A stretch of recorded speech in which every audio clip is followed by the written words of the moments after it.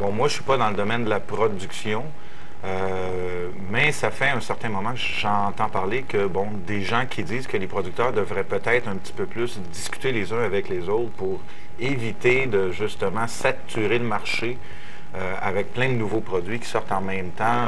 Les nouveaux produits, vous voulez dire des nouveaux disques. Ah oui. Ça, il y a plus de 200 disques, c'est ça, québécois qui sortent à chaque année. Là-dessus, on va peut-être entendre parler de...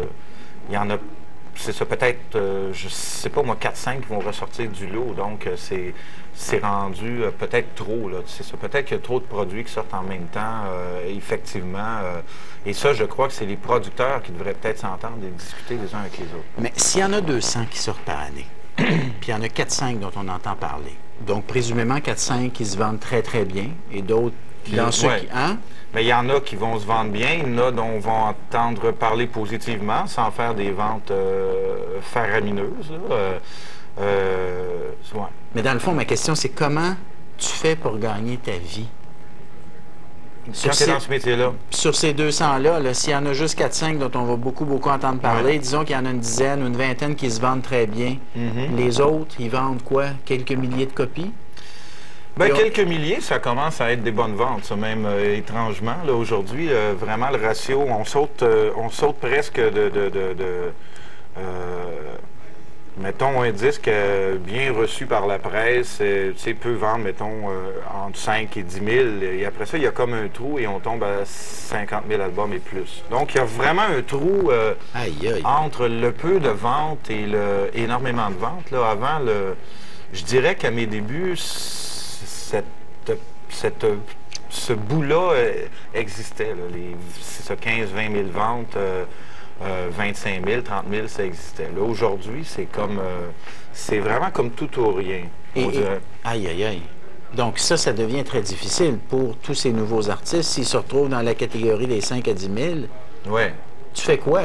Disons 10 000 CD, tu fais quoi comme revenu net? Combien est-ce qui te revient comme artiste? Sur 10 000 CD, en général, avec un contrat de disque normal, il ne te revient rien du tout sur les ventes parce qu'il faut d'abord et avant tout rembourser la production. Donc, en général, c'est comme sur... Et encore là, je m'avance parce que je ne suis pas producteur, mais disons, le genre de budget que moi, je mets sur mes disques, je ne sais pas, il faut peut-être que j'en vende entre 12 et 15 000 avant, moi, de commencer à avoir... À faire des sous. Oui, avoir une redevance sur les ventes. Aïe, aïe, aïe. Donc, et là, on ne parle pas du piratage. Les artistes. Là, on ne parle pas du piratage encore. Mais ça a sûrement... il y a sûrement une incidence, là, quand même. C'est assez dur à mesurer. Je veux dire, qu'est-ce que ça fait précisément, mais... le piratage, il faut expliquer dans le milieu là. du disque, c'est les gens qui vont sur... qui vont sur Internet. Internet, se graver des chansons gratuitement. Ouais, c'est ça. Donc, ça... c'est sûr que là-dessus, l'artiste perd ses droits, d'abord, ses droits d'auteur qu'il aurait eu sur la chanson et les ventes éventuelles. Ben oui. Et en plus, vous dites, comme ça l'handicape son producteur, ça peut effectivement, de façon très tangible, nuire au fait qu'il puisse faire éventuellement un autre album. Un deuxième, exactement. Et que d'autres artistes plus jeunes ou d'autres gens de la relève puissent profiter du succès d'un artiste, mettons, senior, ou un artiste qui a eu un succès, pour se faire produire son album par le même producteur. Donc, tu sais, souvent, un producteur qui vient d'avoir un succès avec un artiste, va avoir un peu d'argent pour faire démarrer un autre artiste. Ben oui. Donc là, il y a comme... là, il y a vraiment un os dans la moulinette avec ça en ce moment, mais c'est quoi la solution? C'est très abstrait en même temps. C'est quoi la solution? Pas vraiment de solution. Parce que on avait parlé à un moment donné d'aller chercher des sous directement chez les serveurs. Ceux qui fournissent l'accès Internet, Vidéotron, Bell Canada. Internet, certains même font...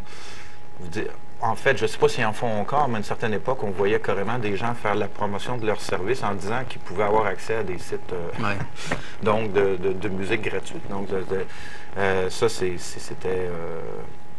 c'était un peu dur pour les gens qui sont dans ce milieu-là. Alors, pour répondre de quoi on vit en se débrouillant vraiment. Là, certains artistes vont en vivre très bien pendant un certain temps. Mais je dirais l'artiste qui fonctionne a vraiment avantage à avoir un bon bas de laine, puis un bon sens comment dire... Le sens des affaires. Bien, un bon sens de savoir, justement, pas brûler tout son argent, parce que dans ce milieu-là aussi, le succès n'est pas éternel. C'est pas tout le monde qui va avoir un grand succès commercial. Et dans ceux qui vont en avoir un, ben ça va durer un certain temps. Après, on retombe à une autre réalité. Et c'est justement ce dont je voulais... Donc, il faut pouvoir en profiter pendant que ça marche. Pendant que ça marche. Et ça, c'est un autre problème des artistes. Alors, justement, dans la deuxième partie de l'entrevue, tout de suite après la pause, on va demander à Luc de La Rochelière comment on s'y prend pour faire durer le succès.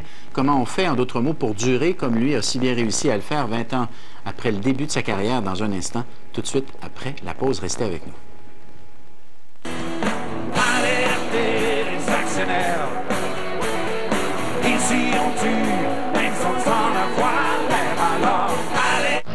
On est en compagnie de l'auteur, compositeur, interprète Luc de La Rochelière pour se demander comment va notre chanson francophone. Vous étiez en train de nous dire que c'est pas évident de durer. Il faut profiter d'une part du succès quand il passe. Comment on fait ça? Je vous pose la question, puis après ça, je vais vous demander, vous, comment vous avez fait pour durer? Comment profiter du succès au moment où il passe, c'est de façon très simple, je sais pas, en achetant une maison ou en faisant des choses comme ça pour éviter de brûler tout son argent. Parce que souvent, dans ce métier-là, on n'est pas salarié, on n'a pas droit à l'assurance chômage.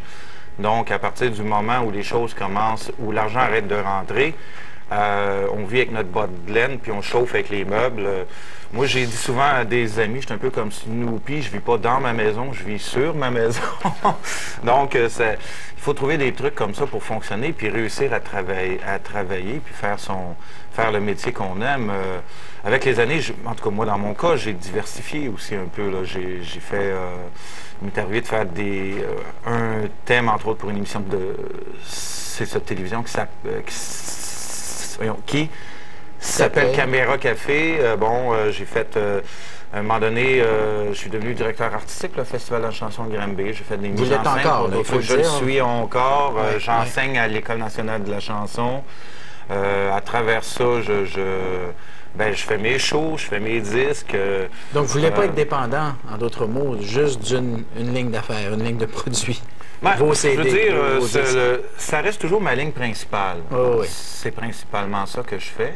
Mais en même temps, avec les années, je me suis ouvert à d'autres choses. Et c'est pas mauvais non plus, parce que ce métier-là nous ramène toujours un peu autour de notre nombril. Donc, ça fait du bien des fois ma foi, tourner autour du nombril des autres au lieu du sien. Ça, c'est bon pour la santé mentale dans ce métier-là. Parlant de nombril, est-ce que ça vous inquiète ou vous fatigue, ou vous irrite le fait que la réussite est de plus en plus associée à la notoriété, la célébrité, le vedettariat?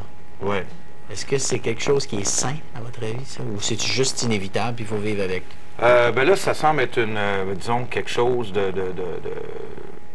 dans l'air du temps, ça c'est sûr et certain. Oui, en partie, il faut vivre avec parce qu'on ne peut pas vraiment se battre contre jusqu'à un certain point. Seulement, oui, peut-être des fois, ça prend des extrêmes qui sont un peu dangereuses par rapport à la culture, disons. Dans le sens où c'est vraiment deux choses. La célébrité, la notoriété et l'aspect, mettons, plus artistique de ce métier-là. C'est comme les deux faces d'une même pièce. Ouais. Disons que pour qu'un artiste dure et vive de ce métier-là, et dure longtemps, il faut qu'il y ait une certaine, mettons, crédibilité ou rigueur artistique. Et en même temps, de temps en temps, il faut que le côté de la pièce célébrité, notoriété ressorte parce que en fait, ce qui fait qu'un artiste gagne sa vie dans ce métier-là, c'est pas tant l'art que la célébrité. Oui. Ça prend quelqu'un pour acheter ta créativité. Et là, on est en train de faire la preuve dans l'époque qu'on vit en ce moment que des fois, la célébrité suffit à bien vivre pendant un certain moment, peut-être. Mais ce qui fait peut-être qu'on peut, de façon cyclique, nourrir une certaine célébrité, c'est par son art. Donc ça, c'est, à mon avis, ça reste quand même pour les métiers artistiques, la musique, la peinture, la danse ou le cinéma. Il faut qu'à quelque part, il y ait de l'art un peu en arrière de ça, parce que sinon, il va peut-être y avoir une célébrité, mais il faut que ça soit nourri par autre chose. Sinon, c'est extrêmement dans le temps, ça dure... En d'autres mots, quand on regarde les finissants de Star Academy, on peut se poser la question dans 5 ans ou dans 10 ans, combien il va y en rester, combien il va en rester de chacune des années. C'est vrai, mais on peut, pour être honnête, on peut se poser on peut se dire la même chose par rapport aux finissants de Granby, dans le sens où les deux, en fait, vont avoir des démonstrations inverses à faire. À Granby, ils ont comme un certain saut de qualité du produit, de l'écriture, les chansons l'interprétation, il y a une démarche, une originalité. Les artistes de Granby vont devoir, avec le temps, faire la preuve qu'ils peuvent être aussi des vedettes pour vivre dans ce métier-là. Tandis que les gens de Star Academy sont d'ores et déjà des vedettes. Ils devront avoir affaire dans les années qui suivent à faire la démonstration qui sont des artistes originaux et singuliers. Donc, c'est deux démonstrations complètement différentes à faire. Mais les deux, encore là, les deux faces d'une même pièce, d'une certaine façon. C'est les deux faces d'une même pièce. Sauf que, comment dire, des gens comme, supposons, justement, Pierre Lapointe, qui a émergé de Granby, c'est peut-être l'artiste qui a gagné Granby récemment, là, qui rayonne le plus en ce moment, mais n'aurait pas eu sa place dans l'autre formule. Je crois que chaque artiste et chaque démarche peut choisir et dire, OK, moi, ça me convient, là où j'en suis, avec ce que j'ai, pour me faire voir et me faire connaître. Il nous reste quelques minutes. Est-ce qu'à votre avis, parce que ça fait des années qu'on dit ça, la chanson francophone, disait-on, et dit-on encore, sa plus grande menace, c'est l'univers culturel anglophone dans lequel on se trouve, ici. Bon. Trouvez-vous que la chanson francophone a encore sa pertinence? Elle apporte quelque chose de différent de la musique ou de la culture anglophone? Est-ce que pour vous, c'est tout à fait évident? Et si, oui. C'est quoi l'originalité de cette chanson? Bien, l'originalité, on la voit dans la chanson, on la voit dans plein de choses. Récemment, je regardais le show du jazz avec le cirque. L'originalité québécoise vient du fait qu'on est au départ original, du simple fait d'être des francophones parmi un des plus vieux peuples en Amérique du Nord, après les Amérindiens, et qu'on est encore là et qu'on a développé une culture bien à nous qui est ni française ni américaine, qui est un peu tout ça, mais qui est en même temps autre chose. Et ça ressort dans notre chanson, ça ressort dans notre cinéma. On l'a vu, il y a eu des démonstrations récemment avec les Invasions barbares qui gagnent des prix internationaux. Moi, j'ai pu voyager avec ma musique parfois. J'ai été chanter en Afrique. J'ai même été chanter aux États-Unis l'année passée. Et puis, les gens qui reçoivent les chansons se disent pas c'est français, est-ce que c'est français, est-ce que c'est en anglais? Et ils aiment ou ils n'aiment pas. Et ce que j'ai remarqué, c'est que les gens aimaient en général, les gens aimaient ça, je veux dire, tout simplement parce qu'ils trouvaient ça bon, parce que ça leur plaisait. Et ça, je pense que je crois que c'est en restant le plus québécois possible ou le plus proche de nous qu'on devient le plus international possible aussi. Est-ce que vous trouvez que les enfants de la loi 101, les enfants des immigrants qui sont venus s'installer au Québec il y a 20 ans, par exemple, qui sont passés par l'école française, qui sont aujourd'hui des adolescents ou même un peu plus vieux, est-ce qu'ils aiment la musique de La Rochelière? Est-ce qu'ils s'identifient à cette musique francophone?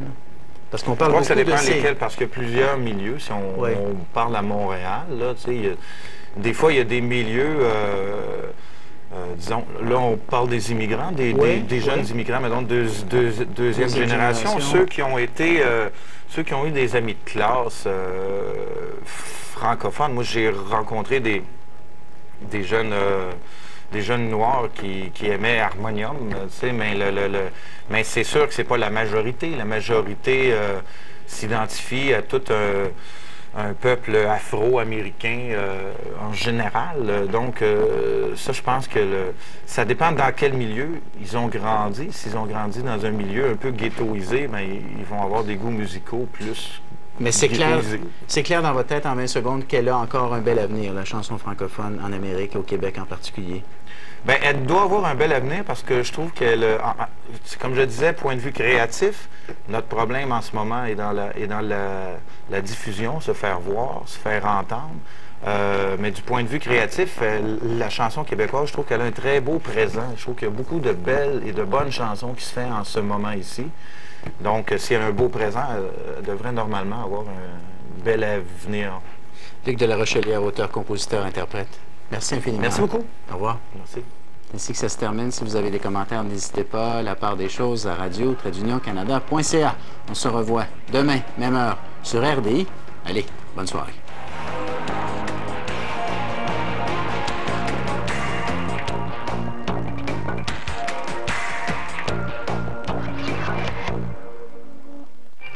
En semaine sur RDI. Chaque matin. Bienvenue au Matin Express. Le temps qui compte. Il y a un sondage crotte la presse. Le temps qui s'arrête. Le temps qu'il fait. Soleil, nuage, température de saison, plus à l'aise. Le temps qui profite. Le golf, quel sport plate. Bon, ça y est. Le temps qui file. OK, moi, je t'en fais encore une fois. Du bon temps.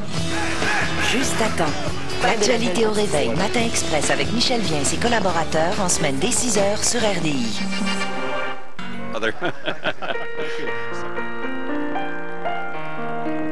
Puisque j'en ai la permission, Ian Miller, le Nord-Américain le plus couronné de l'histoire, le plus grand, le plus vieux, le plus expérimenté.